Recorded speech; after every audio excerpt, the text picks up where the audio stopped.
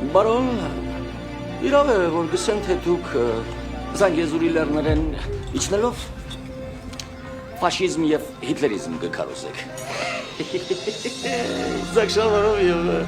դրեխտերով քալող Հայաստանը աչափ զարգացած է եղել, ես չէի գիտեր, գիտեք։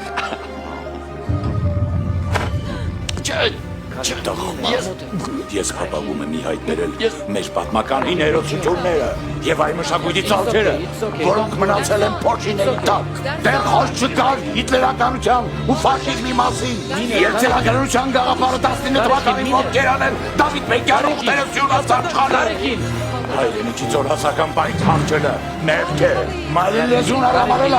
առավել և մեծ մեղք, իսկ հերվից հելու, հայրենիքի վրա հողորտալը, հանցանք է, փոխանակոտարի դրանը, մի կտոր հացի սպասես շան նման, հարազատ ժողորդիտ պատմությունը կարդա, անառակ լակոր, դու այն ստոր, ստահակն ես, որ օտարի թիկունքը մտած, դավաճանավար ծիծաղում է իրեն ծնած, սնած մեծացրած մոր վրա,